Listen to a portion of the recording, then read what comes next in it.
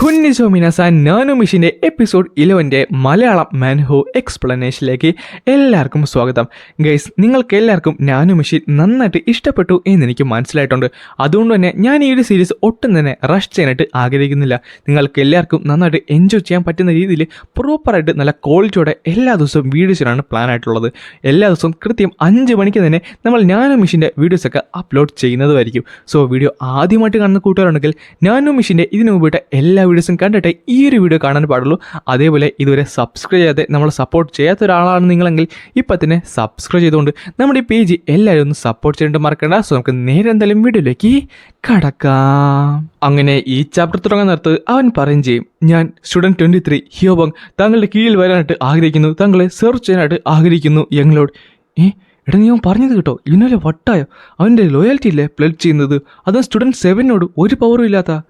നിനക്കെന്നെ സെർവ് ചെയ്യണമെന്നോ? അതെ, ഞാൻ ഇതിനു മുമ്പ് ചെയ്ത എല്ലാ തെറ്റിനോടും എന്നോട് ക്ഷമിക്കണം. ഞാൻ എങ്ങനെ വേണമെങ്കിലും ക്ഷമ ചോദിക്കാൻ തയ്യാറാണ്. എൻ്റെ ബോഡിയും എൻ്റെ സോളും ഞാൻ എന്ത് വേണമെങ്കിലും താങ്കൾക്ക് വേണ്ടി മാറ്റിവെക്കാനും തയ്യാറാണ്. കുട്ടിക്കാലം തൊട്ട് തന്നെ എനിക്ക് ആരെയും അങ്ങനെ വിശ്വസിക്കാനായിട്ട് പറ്റിയിട്ടില്ല. പക്ഷേ ഇവനെൻ്റെ ലോയൽ ഫോളോവർ ആണെന്നല്ലേ ഈ പറയുന്നത്? ഗാഡ് ജാങ് തന്നെ എന്നെ സെർവ് ചെയ്യുന്നത് ഹോൾനെസ് അപ്പോയിന്റ് ചെയ്തുകൊണ്ട് മാത്രമാണ്. പക്ഷേ ഇവൻ അങ്ങനെയല്ല. അവനുടെ തല ആട്ടുന്നോണ്ട് ഇത് കാണാൻ നേരത്ത് ഹിയോബങ്ങിന് ശരിക്കും സന്തോഷമായി. ഞാൻ കുറച്ചു നേരം ഇവിടെ ഇല്ലാത്ത സമയത്ത് ഇവിടെ എന്തൊക്കെയാണ് സംഭവിച്ചതെന്ന് പറഞ്ഞുകൊണ്ട് പെട്ടെന്ന് മുഗിയവും അതേപോലെ തന്നെ മുഗിയത്തിന്റെ ആ ഒരു കൂട്ടുകാരുണ്ടല്ലോ ജെഹിയോൺ, അവനും അവിടേക്ക് വരുന്നുണ്ടായിരുന്നു. അവനാണ് സംസാരിച്ചുകൊണ്ടിരുന്നത്. ഡോ നായേ, നീ ഞങ്ങളെ ചതച്ചിട്ട് നീ അവൻ്റെ അടുത്തേക്ക് പോയില്ലേ? കോപ്പ്, ഇത് മുഗിയും ജെഹിയോണല്ലോ. എനിക്ക് നല്ല പേടിയുണ്ട്, പക്ഷെ ഞാൻ പേടിയുള്ള പോലെ കാണിക്കാനും പാടില്ലല്ലോ. നിനക്ക് എത്ര ധൈര്യം കൊണ്ടിട്ടാണ് എൻ്റെ കീഴിലുള്ള ഒരാളെടുക്കെ അങ്ങനെ സംസാരിച്ചത്? എന്ത്? നിനക്ക് എത്ര ധൈര്യം ഉണ്ടായിട്ടാണെന്ന് അവൻ്റെ അടുക്കെ സംസാരിച്ചെന്ന്? നീ എപ്പോഴും മുഖ്യത്തിന്റെ വാലുമായിട്ട് കൊണ്ടല്ല നടക്കണത്, അവിടെ നടന്നാൽ മതി. നീ എന്താണ് പറഞ്ഞത്? എന്തേ ഇപ്പൊ പതറാൻ തുടങ്ങിയോ? എന്തേ പേടിച്ചു പോയാ? ഡായേ, നിനക്കെന്നെ അറിഞ്ഞൂടാ, ഞാൻ കാണിച്ചു തരാടെന്ന് പറഞ്ഞു അവൻ പെട്ടെന്ന് ദേഷ്യം വന്നിട്ട് നമ്മുടെ ഇവനെ അറ്റാക്ക് ചെയ്യാനായിട്ട് ചെല്ലുന്നുണ്ടെങ്കിൽ അവനട്ടെ അത് നൈസ് ഡോഡ്ജ് ചെയ്ത് മാറിയിട്ട് അവൻ്റെ പെടലേക്ക് നോക്കി ഒരൊറ്റ അറ്റാക്ക് ചെയ്യും. അവനട്ടെ ബോധം കിട്ട് നേരെ താഴ്ത്ത് വീഴുകയും ചെയ്യും. അവതാരം വെച്ച് കമ്പി അറിയാൻ നിർത്ത്, നീ ഒന്നും തന്നെ ഇല്ല. ഞാൻ ചെയ്തത് ശരിയായിരുന്നു. ഞാനെടുത്ത തീരുമാനം അതെന്തായാലും ശരിയായിരുന്നു. എന്താടാ, അടുത്ത റൗണ്ട് പോണോ? നീ നിനക്ക് പറ്റുന്ന പോലെ എൻജോയ് ചെയ്തോളൂ. ഇവിടെ നിനക്ക് ഒരു മാറ്റം ഉണ്ടായിട്ടില്ല. ഒരുത്തൻ നിന്റെ കീഴിൽ വന്നെന്നും പറഞ്ഞിട്ട് മുഖയുമായിട്ട് തിരിഞ്ഞ് പോകുന്നുണ്ട്. ഈ സമയത്ത് തന്നെ ബാക്കിയുള്ളവർ പറഞ്ഞു, ഇവിടെ നോക്കി മുഖ്യൻ തിരിച്ചു പോകുന്നു. ഇത് ആദ്യം കൊണ്ടാണല്ലോ സംഭവിക്കുന്നത്. അവൻ എന്താ പറ്റി? നോർമലി ഇങ്ങനെയൊന്നുമല്ലല്ലോ. അവനെല്ലാവരും ചാടി കടിക്കുന്ന കൂട്ടത്തിലല്ലായിരുന്ന? ചിലപ്പോൾ പറയാൻ പറ്റത്തില്ല. ഇയോൺ ചിയോണായിരിക്കും വരുന്ന ഫ്യൂച്ചർ ജനറേഷന് തന്നെ ലെറ്റ് ചെയ്യാനായിട്ട് പോകുന്നത്. അതവന് മനസ്സിലായിട്ടുണ്ടായിരിക്കും. അങ്ങനെ ഒരാഴ്ച കടന്നുപോയി. എക്സാമിനേഷൻ ഡേറ്റ് ആയിട്ടുണ്ട്. അത് സെക്കൻഡ് എക്സാമിനേഷൻ്റെ ഡേറ്റ് ആയിട്ടുണ്ട്.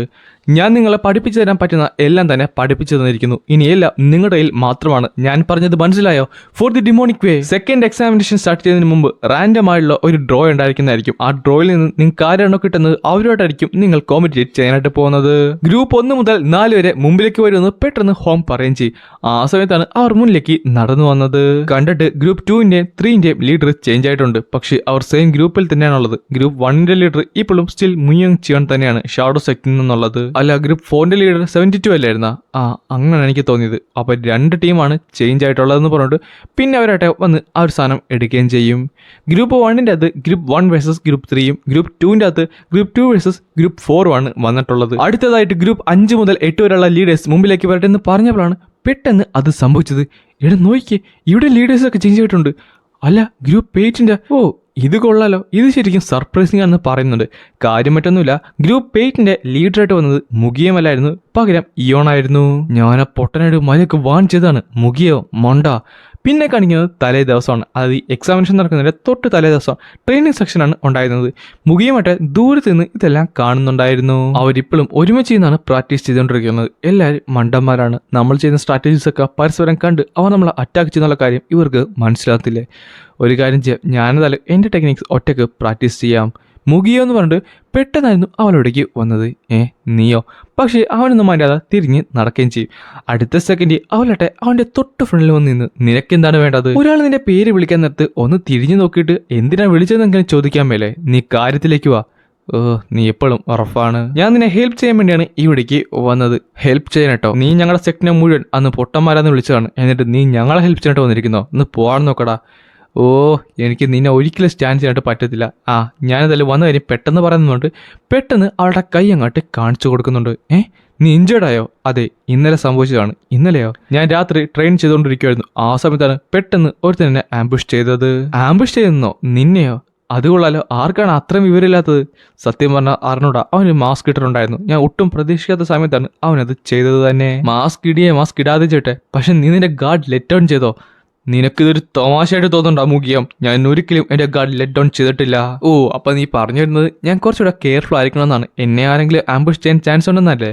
അതെ, എനിക്കും അങ്ങനെ തന്നെയാണ് തോന്നുന്നത്. നിനക്കും ആ ഒരു ആംബുഷ് വരാനുള്ള ചാൻസ് വളരെ കൂടുതലാണ്. കാര്യം നമ്മൾ രണ്ടുപേരും അവരുമായിട്ടായിരിക്കും ഫൈറ്റ് ചെയ്യാനായിട്ട് പോകുന്നത്. എന്ത്? നിനക്ക് ഓർമ്മയില്ലേ നമ്മളെ ഗ്രൂപ്പ് തിരിച്ചത് ഡ്രോ ചെയ്തിട്ടുള്ളത്? അതിനെന്താണ് ഇവിടെ കാര്യം?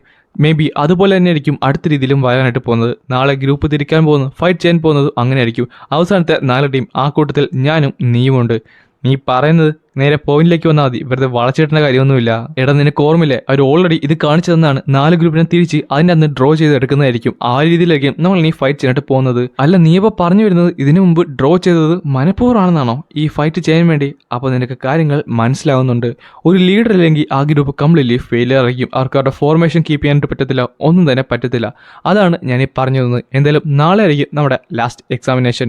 സോ നിന്റെ ഗാർഡ് നീ ലെറ്റ് ഡൗൺ ചെയ്തിട്ട് പാടില്ല. പിന്നെ ഒറ്റക്ക് ട്രെയിൻ ചെയ്യുന്നത് അതത്ര നല്ലതല്ല കേട്ടോ. ഒരു മൈനർ പ്രീസ്റ്റ്യൂഡിന്റെ കാൻഡിഡേറ്റ് എന്ന രീതിയിൽ നമ്മൾ ഒരിക്കലും ഇവിടെ വിട്ടുകൊടുക്കാനായിട്ട് പാടില്ല. അത് നിന്റെ സെക്ട് ആയാലും കൊള്ളാം, എന്റെ സെക്ട് ആയാലും കൊള്ളാം. പറഞ്ഞത് മനസ്സിലായില്ല എന്നും പറഞ്ഞിട്ട് പെട്ടെന്ന് അവൾ അവിടുന്ന് പോവുകയും ചെയ്യും. കൂട്ടത്തിൽ ഏറ്റവും വീക്കസ്റ്റ് ആയിട്ടുള്ള കുറച്ച് പേര് എന്നെ ഒന്ന് അഡ്വൈസ് ചെയ്യുന്നത് എനിക്കൊരിക്കലും പിടിക്കുന്നില്ല. പക്ഷേ അവൾ പറഞ്ഞാലും ചെറിയൊരു കാര്യമുണ്ട്. എന്തായാലും ആ അഡ്വൈസ് ഞാൻ മനസ്സിലാക്കുന്നത് നല്ലതാണ്. ഞാൻ എത്രയും പെട്ടെന്ന് ജയ്ഹ്യോനെ പോയി വിളിക്കുന്നത് നല്ലതാണ്. ഈ സമയത്ത് പുറകിലെടുത്ത് നിൽപ്പുണ്ടായിരുന്നു ആ ഒരു സോഡുമായിട്ട്. പിന്നെ കാണിക്കുന്നത് അന്നേ ദിവസം രാത്രിയാണ്. ഞാനോ സമയം എത്ര ആയിരിക്കുന്നു? മാസ്റ്റർ, അപ്രോക്സിമറ്റ്ലി 10 മണിയാകാറായിട്ടുണ്ട്. ഞാനോ ഇപ്പൊ മുഖിയത്തിന്റെ വിൻ റേറ്റ് എങ്ങനെയാണ്? ഇപ്പോഴും 60% തന്നെയാണ്. 60%? ഞാൻ ഇത്രയൊക്കെ ചെയ്തിട്ട് 60% മാത്രമേ ഉയർന്നുള്ളൂ. മാസ്റ്റർ, താങ്കൾ ചെയ്ത 106 ബാറ്റിൽസ് വെച്ച് താങ്കളുടെ സ്കിൽസ്, ഏജിലിറ്റി, ഫൈറ്റിംഗ് ഫോംസ് എല്ലാം ഗ്രേറ്റ്ലി ഇംപ്രൂവ് ആയിട്ടുണ്ട്. താങ്കൾക്ക് എത്രയും പെട്ടെന്ന് തന്നെ അവനെ ഡിഫീറ്റ് ചെയ്യാൻ പറ്റുന്നതായിരിക്കും. അല്ല, നീ എന്നെ സമാധാനിപ്പിക്കുവാണോ? ഒരിക്കലല്ല മാസ്റ്റർ, ഞാൻ എൻ്റെ അനാലിസിസ് പറഞ്ഞത് മാത്രമാണ്. ഇനി എന്തായാലും തിരിച്ചു പോകുന്ന പറഞ്ഞിട്ട് പിന്നെ കാണിക്കുന്നത് അവൻ തിരിച്ചു പോകുന്നതാണ്. ആ ടൈമിലാണ് അവന് പെട്ടെന്ന് ഒരു കാര്യം സെൻസ് ചെയ്യാനായിട്ട് സാധിച്ചത്. പെട്ടെന്ന് അവൻ നിൽക്കുകയും ചെയ്യും. അല്ല, ആരെങ്കിലും ഇവിടെ ഫൈറ്റ് ചെയ്യുന്നുണ്ടോ? അവിടെ നിന്നാണെന്ന് പറഞ്ഞിട്ട് അടുത്ത സെക്കൻഡ് അവൻ നേരെ അവിടേക്ക് പായുകയും ചെയ്യും. അല്ല, എനിക്ക് രാത്രി ഒന്നും വ്യക്തമായിട്ട് കാണാൻ പറ്റുന്നില്ല. ആരൊരാൾ താഴെ കിടപ്പുണ്ട്. ഞാനോ night vision activating night vision mode. അല്ല, അത് മുഖിയമല്ലേ അപ്പുറത്തേക്കുന്നത്? അവൻ ആരാണ്? അവൻ മാസ്ക് വെച്ചിട്ടുണ്ടല്ലോ, മനസ്സിലാകുന്നുമില്ല. ഈ സമയത്താട്ടെ മുഖിയമാട്ടെ വൂണ്ടറായിട്ടും അവൻ്റെ കയ്യിലാട്ടെ ചെറിയൊരു സോഡും ഉണ്ടായിരുന്നു. പെട്ടെന്നായിരുന്നു മുഖിയത്തിനെ അവൻ അറ്റാക്ക് ചെയ്യാനായിട്ട് വന്നത്. മുഖിയമായിട്ട് ഒരു കണക്കിന് അതെങ്ങനെയൊക്കെ ഡോട്ട് ചെയ്ത് ബാക്കിലേക്ക് ചാടുന്നുണ്ട്. മുഖിയത്തിനെ അവൻ ശരിക്കും പ്രഷർ ചെയ്യുന്നുണ്ട്. പക്ഷെ ആ ഒരു മാസ്ക് പേഴ്സൺ അവൻ വേറെ എന്ത് രീതിയിലാണല്ലോ മൂവ് ചെയ്യുന്നത്. ഞാൻ എങ്ങനെയാണ് ഈ ഒരു അവസ്ഥയിലേക്ക് എത്തിയെന്ന് പറഞ്ഞിട്ട് മുഖിയൻ ചാടി ബാക്കിൽ വന്ന് നിന്നവളാണ് പെട്ടെന്ന് അവൻ്റെ മുട്ടൊന്ന് തെന്നിയത്. അവന് നന്നായിട്ട് മനസ്സിലായി അവൻ്റെ കാല് പോയിട്ടുണ്ടെന്ന്. ഈ സമയത്ത് ഒരു ചാൻസ് മനസ്സിലാക്കിയ ആ ഒരു മാസ്ക് ഇട്ടവനായിട്ട് പെട്ടെന്ന് മുഖിയത്തിനെ അറ്റാക്ക് ചെയ്യാനായിട്ട് അവിടേക്ക് റഷ് ചെയ്ത് വരും. എനിക്ക് മുഖിയത്തിനെ സഹായിക്കാൻ ഒരാഗ്രഹവുമില്ല. പക്ഷെ അവൻ എൻ്റെ ഗ്രൂപ്പിൻ്റെ ലീഡറാണ്. തലേദിവസം തന്നെ ഇത് സംഭവിച്ചു കഴിഞ്ഞാൽ പറഞ്ഞിട്ട് കാര്യമില്ലെന്ന് പറഞ്ഞിട്ട് പെട്ടെന്ന് അവിടേക്ക് വന്നപ്പോഴാണ് ആ മാസ്ക് ഇട്ടവൻ നമ്മുടെ ഇവനെ സെൻസ് ചെയ്തത്. അടുത്ത സെക്കൻഡ് തന്നെ അവനെ തിരിച്ച് അറ്റാക്ക് ചെയ്യാനായിട്ട് നോക്കി. പക്ഷേ ഇവനട്ടെ ഡോഡ് ചെയ്തിട്ട് തിരിച്ച് ഒരു അറ്റാക്ക് ചെയ്യുന്ന വക്കത്തെത്തിയപ്പോൾ അവനട്ടെ പെട്ടെന്ന് അത് ഡോഡ് ചെയ്ത് ബാക്കിലേക്ക് ചാടുകയും ചെയ്യും. ഞാൻ പഞ്ച് ചെയ്യാൻ പോയ അടുത്ത സ്പ്ലിറ്റ് സെക്കൻഡ് അവൻ ബാക്കിലേക്ക് പോയി. ഇവൻ ശരിക്കും സ്കിൽഡ് ആണ്. അടുത്ത അവൻ എന്ത് ചെയ്യുമെന്ന് എനിക്ക് പറയാൻ പോലും പറ്റത്തില്ലെന്ന് പറഞ്ഞപ്പോൾ പെട്ടെന്നായിരുന്നു അവനോടൊന്ന് എസ്കേപ്പ് ചെയ്ത് കളഞ്ഞത്. കോപ്പ്, എനിക്ക് അവനെ പിടിക്കാൻ പറ്റുമെന്നും തോന്നില്ല. അല്ല, നീ ഓക്കെ അല്ലേ? നിന്റെ സഹായമൊന്നും ഞാൻ ചോദിച്ചില്ലല്ലോ. നീ എൻ്റെ നിന്ന് മേടിക്കും കേട്ടാ. പിന്നെ കാണിക്കുന്നത് അക്കാഡമിയിലെ ഡോംസ് ആണ്. എല്ലാവരും ഞെട്ടിത്തിരിച്ചു പോയി. കാര്യം അവർ നോക്കാൻ നേരത്ത് മുഖിയതിനെ അവൻ്റെ മറ്റവനെ നമ്മുടെ ഈവനാട്ടെ പൊക്കിക്കൊണ്ട് അവിടേക്ക് വന്നതാണ്. ഞങ്ങളോട് എന്തെങ്കിലും പറ്റിയോ? അല്ല, അവിടെ എന്താണ് പറ്റിയത്? അതൊക്കെ പിന്നെ സംസാരിക്കാം. ആദ്യം ഇവരെ ട്രീറ്റ് ചെയ്യാനായിട്ട് നോക്ക്. താങ്കൾക്ക് കുഴപ്പമൊന്നുമില്ലല്ലോ? താങ്കൾ ഓക്കെ അല്ലേ? ഞാൻ ഓക്കെയാടാ, എനിക്ക് കുഴപ്പമൊന്നുമില്ല. നീ ഒന്ന് സ്കാൻ ചെയ്തേ. സ്കാനിങ് ഇഞ്ചുറി ഷോർട്ട് ക്ലാസ്സിലൂടെ ഉണ്ടായ വൂണ്ടാണ്. അത് വലിയ കുഴപ്പമില്ല. വെറും 4 സെന്റിമീറ്ററും 2 മില്ലിമീറ്റർ ഡീപ്പ് മാത്രമേ ഉള്ളൂ. ബ്ലീഡിങ് എന്തായാലും ഉടനെ സ്റ്റോപ്പ് ആകുന്നതായിരിക്കും. സ്റ്റിച്ച് ചെയ്ത് കഴിഞ്ഞാൽ അവന് വലിയ കുഴപ്പമൊന്നുമില്ല. അപ്പോൾ അവന് വലിയ പ്രശ്നമൊന്നുമില്ല. ഞങ്ങളോട് മുഖിയും താങ്കൾ ശരിക്കും ബ്ലീഡ് ചെയ്യുന്നുണ്ട്. അല്ല, ഞാൻ ജിഹീനെ നോക്കിയ സമയത്ത് മുഖിയത്തിനെ ഒട്ടും തന്നെ ശ്രദ്ധിച്ചില്ല. മുഖിയം ശരിക്കും ഇഞ്ചേർഡ് ആണ്. ഈ സമയത്ത് തന്നെ അവന്റെ കാലും പോയിട്ടുണ്ട്. അതേപോലെ ശരിക്കും ബ്ലീഡ് ആകുന്നുണ്ടായിരുന്നു. ഹിയോബോങ് എത്രയും പെട്ടെന്ന് പ്രൊഫസറിനെ വിളിക്കാൻ നോക്ക്, ഓക്കെ എന്ന് പറഞ്ഞിട്ട് പെട്ടെന്ന് അവൻ പോവുകയും ചെയ്യും. പിന്നെ കാണിക്കുന്നത് മുഖിയത്തിനെ പാച്ചപ്പ് ചെയ്യുന്നതാണ്. പ്രൊഫസർ, അവന്റെ അവസ്ഥ സത്യം പറഞ്ഞാൽ കുറച്ച് മോശമാണ്. എന്തെങ്കിലും പ്രശ്നമുണ്ടോ? പ്രശ്നമുണ്ടോയെന്ന് ചോദിച്ചു കഴിഞ്ഞാൽ ഇനി കുറച്ച് നാളത്തേക്ക് ഇവന് പ്രോപ്പർലി നടക്കാനായിട്ട് പറ്റത്തില്ല. ആൻഡ് അതും പറഞ്ഞുകൊണ്ടാണ് ഈ ഒരു ചാപ്റ്റർ ഇവിടെ അവസാനിക്കുന്നത്. ഗൈസ്, നാളത്തെ എപ്പിസോഡ് എന്ന് പറയുന്നത് 3 ചാപ്റ്റേഴ്സ് ആയിരിക്കും നമ്മൾ എക്സ്പ്ലെയിൻ ചെയ്യാനായിട്ട് പോകുന്നത്. ആൻഡ് ആ 3 ചാപ്റ്റേഴ്സും അടിപൊളിയായിരിക്കും. സോ അത് മിസ്സാക്കാതിരിക്കാൻ വേണ്ടി കൃത്യമായി 5 മണിക്ക് വന്നു കഴിഞ്ഞാൽ 5 മണിക്ക് തന്നെ നമ്മൾ എപ്പിസോഡ് റിലീസാക്കുന്നതായിരിക്കും.